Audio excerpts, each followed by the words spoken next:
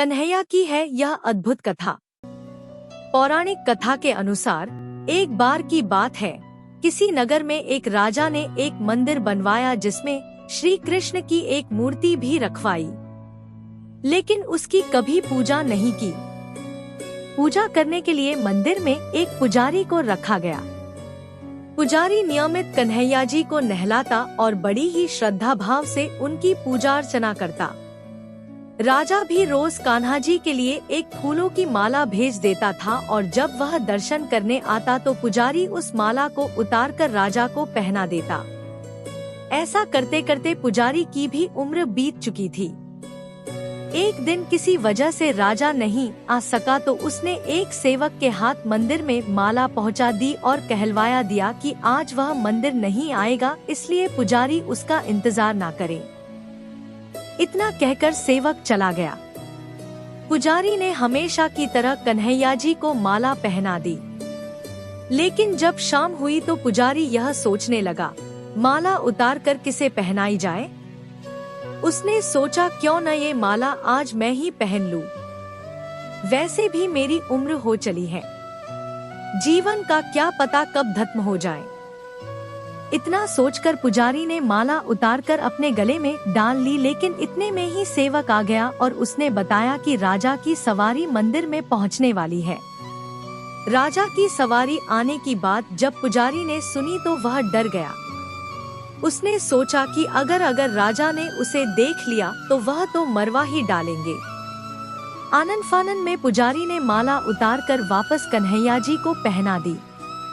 जैसे ही राजा अंदर आया तो हमेशा की ही तरह पुजारी ने माला कान्हा जी के गले से उतारकर राजा को पहना दी, लेकिन माला पर लगा सफेद बाल देखकर राजा समझ गए कि पुजारी ने यह माला स्वयं ही पहनी थी। बस फिर क्या था, राजा क्रोधित हो उठे और उन्होंने गुस्से में पुजारी से पूछा कि माला पर सफेद बाल कहाँ से आया। तब राजा की बात सुनकर पुजारी डर गया और बोल पड़ा, ये तो कन्हैया जी का है। अब तो राजा और भी क्रोधित हो गए, क्योंकि कान्हा तो भगवान है और उनके बाल सफेद कैसे हो सकते हैं। इसीलिए राजा ने फरमान सुना डाला कि कल श्रृंगार के समय राजा खुद आएंगे और देखेंगे सच में ही कान्हा जी का सफेद बाल है या पुजारी झूठ बोल रहा है। उन्होंने कहा कि अगर पुजारी ने झूठ बोला होगा तो उसे फांसी दे दी जाएगी। राजा का फरमान सुनकर पुजारी का बुरा हाल हो गया। उसने सोचा अब क्या करे, कहाँ जाए, अब तो उसका मरना तय है। तब रोते रोते वह भगवान की शरण में पहुंचा और उनसे कहा कि हे केशव, मुझसे झूठ बोलने का अपराध तो हुआ है, लेकिन हो सके तो मुझे क्षमा कर दे और राजा से रक्षा करे। पुजारी ने कहा कि हे माधव, आपकी सेवा करते करते मैं वृद्ध हो चुका हूँ, अब आप मुझे माफ कर दीजिए, ऐसी गलती दोबारा नहीं होगी। यही कहते कहते पुजारी की न जाने कब आंख लग गई और उसकी आंख तब खुली जब सुबह हो चुकी थी। उधर सुबह होते ही राजा भी आ गया और कहने लगा, आज कान्हा जी का श्रृंगार वह खुद करेगा।